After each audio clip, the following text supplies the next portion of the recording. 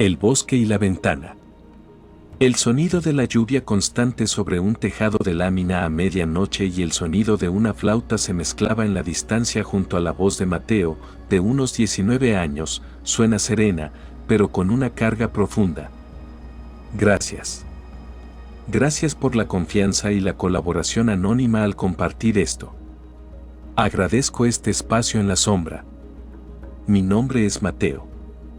Tengo 19 años, y lo que voy a contarles sucedió cuando tenía 12. No es solo una historia de un fantasma. Es una advertencia sobre lo que vive en los bosques antiguos de este país y sobre las grietas que abre en nosotros la tristeza. Yo crecí en San Cristóbal de las Casas, Chiapas. Pero no en el centro turístico, sino en las afueras, donde las calles se desdibujan y se funden con el bosque de niebla. La casa de mi tía Rosario estaba al borde mismo de ese límite. Un lugar de madera vieja, con ventanas grandes que eran ojos abiertos a la espesura.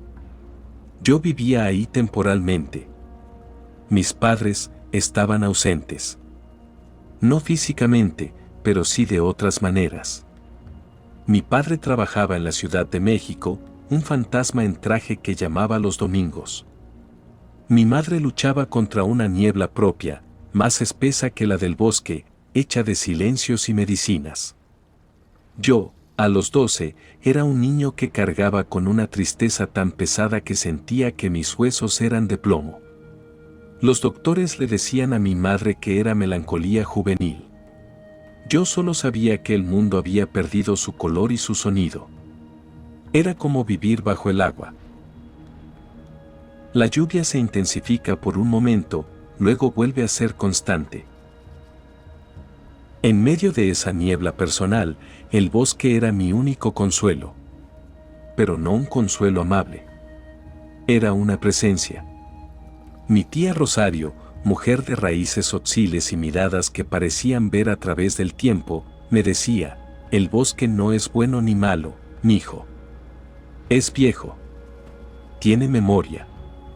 Y a veces, le da hambre de historias. No le cuentes las tuyas. Yo no entendía. Para mí, el bosque era musgo húmedo, el grito de los tejones, el olor a tierra podrida y a ocote. Y también era el hogar de los nahuales. No los brujos que se transforman, no. Hablo de los espíritus de la tierra, los chaneques, los dueños del monte. Mi tía dejaba ofrendas en un pequeño altar en la base de un amate, pozol, aguardiente, flores. Es para que nos dejen pasar, decía. Yo pensaba que eran supersticiones. La tarde del incidente era de esas en que la niebla baja y se arrastra por el suelo como un animal blanco. Yo estaba sumido en uno de mis episodios más densos. Una apatía tan profunda que hasta respirar era un esfuerzo.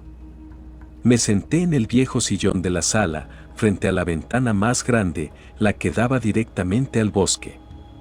Tenía una tableta, puse un video, cualquier cosa para ahogar el silencio de mi cabeza. Pero de repente, la sensación fue tan física que me hizo soltar el dispositivo.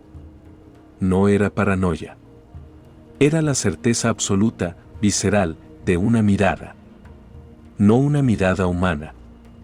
Era una atención fría, pesada, que se posó sobre mí como una losa. Lentamente, levanté la vista. Un silencio abrupto y la lluvia se detiene. Solo se oye la respiración contenida de Mateo. Y allí estaba. No en el jardín. Detrás del cristal, separada de mí solo por el fino vidrio de la ventana. Era una figura femenina. Su piel no era pálida, era del blanco de la cal viva, de la tierra de diatomeas, antinatural y luminiscente en la penumbra gris. El cabello, largo, negro como alquitrán, caía en mechones pegados, como si acabara de salir de un cuerpo de agua estancada. Pero lo más terrible era su torso, inflamado, distendido, como si se hubiera ahogado y la descomposición hubiera creado gases bajo la piel. Llevaba un vestido camisón blanco, sin mangas, empapado y sucio de lodo. Y manchas oscuras, rojinegras, que salpicaban la tela. No parecían pintadas. Parecían frescas. No era Samara. Era algo más arraigado, más terrenalmente horrible. Tenía la belleza pervertida de una ofrenda funeraria antigua, de un lamento hecho carne. Era el espíritu de un río contaminado, de un ahogamiento en un cenote olvidado. Y un grito lejano de un ave nocturna, desgarrador. Nuestras miradas se encontraron. Y en ese instante, todo mi cuerpo, toda mi voluntad, se disolvió. La pesada tristeza que siempre cargaba se transformó en una cadena de plomo que me ataba a ella. No sentí miedo. Sentí una fascinación hipnótica y terrible. En sus ojos negros, vacíos de blanco, no había maldad. Había una necesidad infinita, un hambre de compañía. Una voz, que no sonó en mis oídos sino directamente en mi mente, como un pensamiento que no era mío, susurró: no estás solo. Yo también estoy atrapada. Ven. El agua es silencio. Y entonces, mi cuerpo se levantó. No fue una decisión. Fui un títere. Mis piernas se movieron mecánicamente, llevándome hacia la ventana. Cada paso era un esfuerzo monumental contra una parte minúscula de mi conciencia que gritaba en silencio. Pero la mayoría de mí, el niño triste y cansado, solo quería obedecer. Quería ir hacia ese silencio que prometía. El cristal se empañó con mi aliento. Estaba a centímetros de ella. Su olor llegó hasta mí a través de las rendijas, a humedad profunda, a algas podridas, a cieno dulzón. Levanté la mano. La apoyé plana contra el cristal frío. En el instante en que mi piel tocó el vidrio, al otro lado, ella hizo lo mismo. Su mano, blanca e hinchada, se alineó con la mía. Solo el cristal nos separaba. Y sentí un frío que me quemó, un vacío que aspiraba todo calor, toda luz, toda chispa de vida de mi cuerpo. Era la promesa de un descanso eterno y gélido. Estaba a punto de ceder, de dejar que ese frío me tragara por completo. Fue entonces cuando el grito atravesó el hechizo. Una voz de mujer, desgarrada por el terror, grita desde lejos: Mateo. La voz tiene un eco extraño, como si se generara dentro de la cabeza. Fue la voz de mi tía Rosario, pero amplificada por algo más, por un puro instinto de protección ancestral. El grito actuó como un látigo de energía pura. La conexión se rompió. La figura en la ventana, por primera vez, mostró algo, una expresión de frustración aguda, casi infantil. Su mirada se desprendió de la mía y se dirigió, con fastidio, hacia el interior de la casa, de donde vino el grito. Luego, sin prisas, giró y comenzó a caminar. No se desvaneció. Caminó. Se adentró en la niebla del bosque, y la espesura, de manera antinatural, la envolvió y la absorbió en 2 pasos, como si el bosque mismo la reclamara. Yo me desplomé contra la ventana, jadeando, con la mano que había tocado el cristal entumecida y helada. Tardaría días en recuperar su calor normal. En esta parte, la invitación. No fue un ataque. Fue una sintonía. Mi depresión, mi tristeza profunda, era una frecuencia que resonaba con su estado, el de un espíritu elemental de agua estancada, de lamento ahogado. Un nahual acuático atrapado en su propia tragedia, buscando un eco en un corazón vulnerable.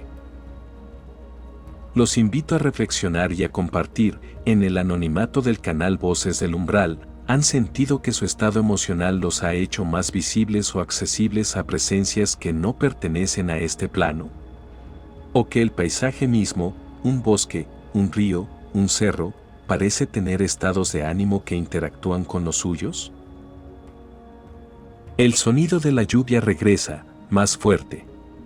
Bajo ella, se escucha, apenas, un chapoteo lento y pesado, como pies arrastrándose en el lodo. Desvaneciéndose. Lo que siguió a la noche en la ventana no fue un susto pasajero. Fue una contaminación. Una grieta que esa cosa, ese elemental acuático de lamento, abrió en mi campo energético y que mi mente, ya debilitada, no pudo soportar. Las semanas siguientes fueron un descenso a un abismo mental. La crisis nerviosa que mencioné antes no fue un colapso por miedo. Fue una depresión catatónica. Perdí el habla durante días. Miraba fijamente la pared y en los patrones de la pintura descascarada veía su rostro blanco, su cabello negro flotando en agua invisible. Soñaba constantemente con aguas oscuras, con la sensación de hundirme lentamente en un lodo tibio que me envolvía como un útero frío. Despertaba con la cama empapada en un sudor que olía a tierra mojada y podrida. Tenía hipotermia en pleno día de sol. Los médicos en la ciudad no encontraban nada. Hablaban de somatización extrema, de psicosis depresiva. Pero yo, en lo profundo, sabía la verdad. Me había enlodado el alma. Su esencia de agua estancada se estaba filtrando en la mía. Mi tía Rosario fue la única que no me miró con lástima médica. Me miró con la grave preocupación de quien reconoce una firma espiritual. Una noche, cuando los demás dormían, entró a mi cuarto. Traía un brasero pequeño con carbones encendidos y un puñado de resina de copal. El aroma sagrado llenó la habitación, combatiendo de inmediato el olor a humedad que yo percibía. El crepitar del copal se intensifica. Se oye el soplo suave de alguien avivando las brasas. No es un fantasma de persona, Mateo, dijo, su voz un susurro ronco. Es un chaneque de agua triste. Un espíritu del río que se secó, o del cenote donde hubo una pena grande. Se alimenta de la melancolía, de las ganas de dejar de luchar. Tú, con tu corazón pesado, le brillaste como un faro en la niebla. No quería hacerte daño, al menos no como tú lo entiendes. Quería compañía en su ahogo eterno. Me contó entonces una historia que su abuela le contó. Hablaba de la Ixtabay del agua, una entidad distinta a la seductora de los caminos. Esta era la que habitaba los pozos olvidados y las orillas pantanosas. Aparecía a los niños demasiado sensibles, a los adolescentes que cargaban con una tristeza mayor que ellos.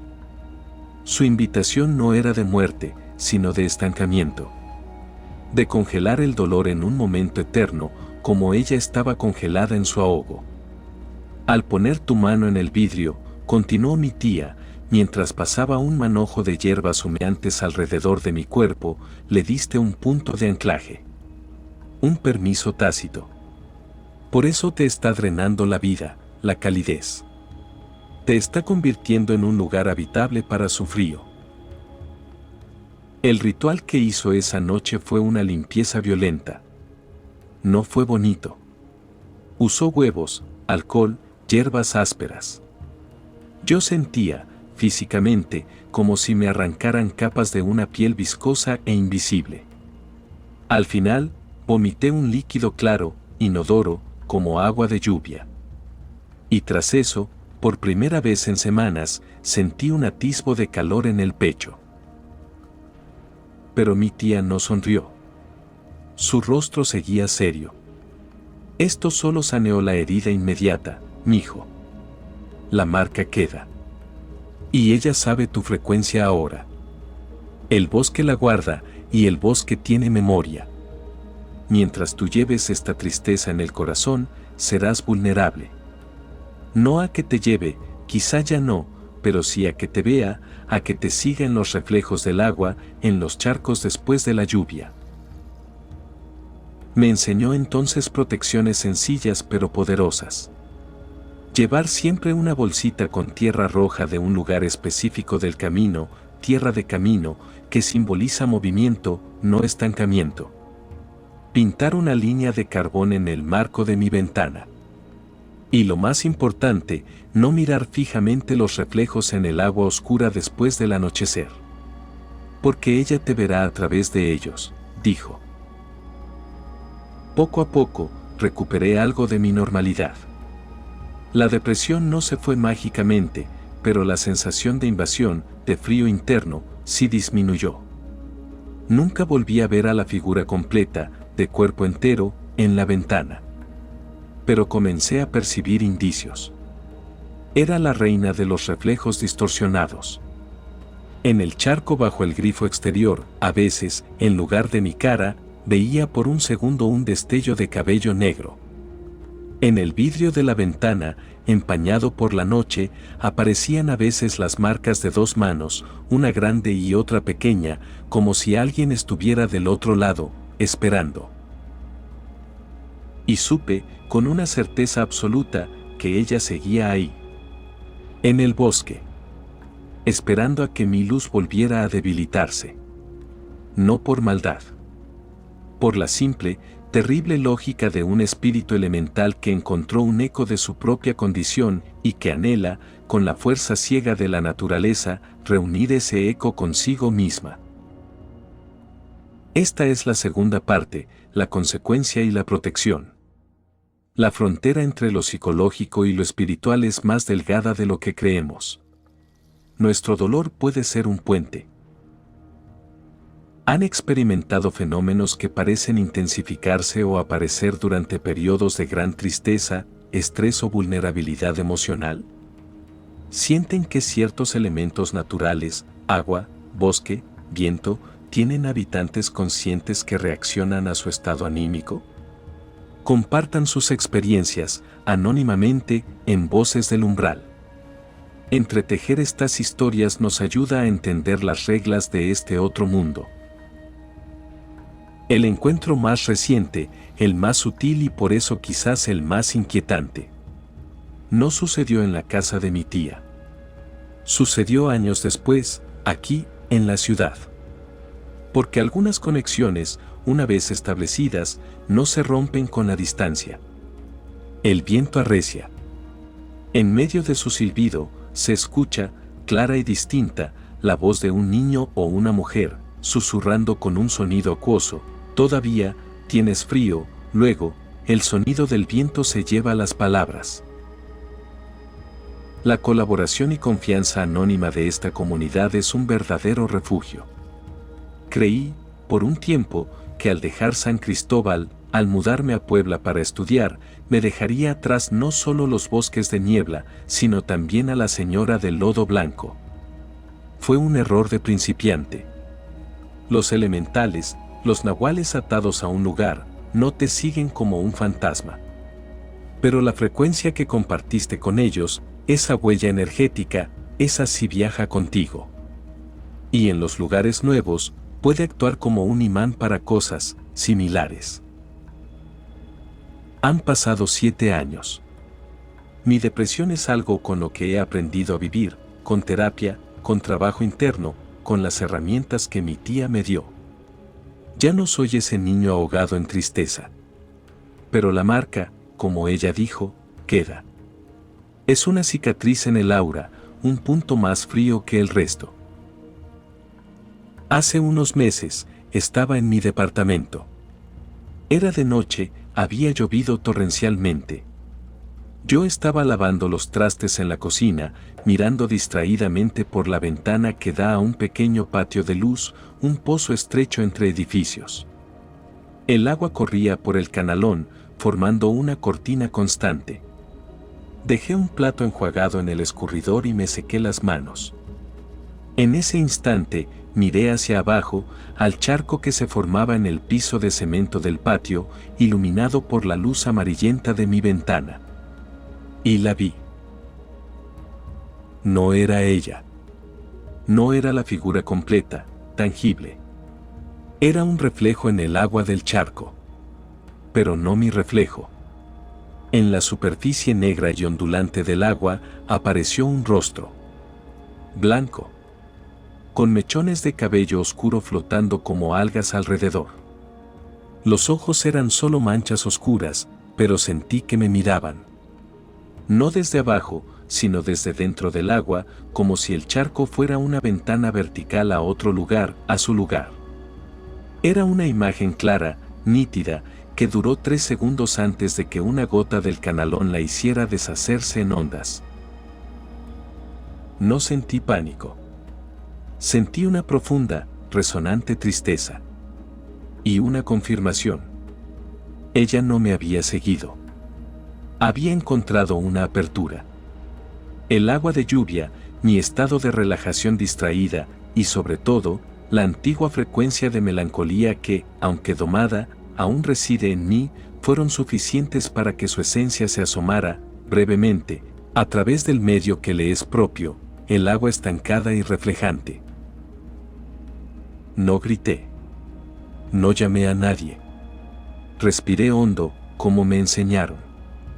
Tomé el bote de sal gruesa que siempre tengo en la cocina, una costumbre ahora arraigada, y esparcí un puñado generoso en el charco del patio, rompiendo la superficie reflectante. Luego, encendí todas las luces de la cocina y puse música, algo vital, con percusiones fuertes. Tierra y ruido para anclar el presente. Esa fue la última vez. O, al menos, la última vez con esa claridad. Ahora sé que la relación ha cambiado. Ya no soy una presa potencial. Soy un conocido. Alguien que reconoce su existencia y ella reconoce el mío. A veces, en sueños muy profundos, sueño que estoy al borde de un estanque oscuro. Ella está del otro lado, bajo el agua, mirando hacia arriba. Ya no me invita. Solo observa. Y yo, en el sueño, ya no siento el impulso de tocarla. Solo le hago una señal, un leve movimiento de cabeza, y me alejo caminando por la orilla. Es un sueño tranquilo, incluso frío, pero sin terror. Este es mi cierre misterioso y la advertencia final que quiero dejarles, especialmente a los jóvenes, a los que cargan con tristezas que el mundo no entiende. Cuidado con los espejos de agua en la oscuridad. No solo los lagos o los ríos. Un charco, un plato con agua, el vidrio de una ventana empañado. En estados de vulnerabilidad, pueden convertirse en portales. Lo que vive en los elementos antiguos no siempre es malévolo, pero es ajeno. Su lógica no es humana. Un espíritu de lamento no busca asustarte, busca compañía en su infinito invierno. Y tu tristeza es la llave que puede abrir esa puerta. No se trata de tener miedo al bosque o al agua. Se trata de fortalecer tu propio fuego interno. Tu alegría, tu coraje, tu enojo incluso, son escudos contra estas frecuencias de estancamiento. Las tradiciones de mis antepasados no hablaban de ahuyentar fantasmas con gritos, sino de limpiarse con humo sagrado, de fortalecerse con la tierra del camino, de invocar la vida con sonido y baile. Esa es la verdadera protección. Tienen historias donde un elemento natural, agua, tierra, aire, fuego, parecía contener una conciencia que interactuó con ustedes, especialmente en momentos de crisis personal. ¿Han sentido que un lugar acuático o boscoso guarda una memoria emocional que se activa? Los invito a unirse, a compartir anónimamente en Voces del Umbral. No estamos solos en la percepción de este otro mundo que se entrelaza con el nuestro. Yo, Mateo, sigo aquí. Ya no soy el niño en la ventana. Soy el que camina junto al estanque, con sal en el bolsillo y una canción en el corazón. Ella, la señora del lodo blanco, sigue en su bosque. Y tal vez, solo tal vez, nuestra breve y terrible conexión le dejó algo más que un anhelo frustrado. Quizá le dejó el recuerdo de un calor fugaz, humano. Y a mí me dejó el conocimiento de que incluso la tristeza más profunda puede, con el tiempo, convertirse en respeto por los misterios que nos rodean y en la sabiduría para no cruzar ciertos umbrales. El sonido de un chapoteo suave y lejano, como si una mano saliera del agua y volviera a sumergirse. Luego, el silbido del viento urbano lo cubre todo, mezclándose con el sonido distante de una flauta de carrizo y un silencio final.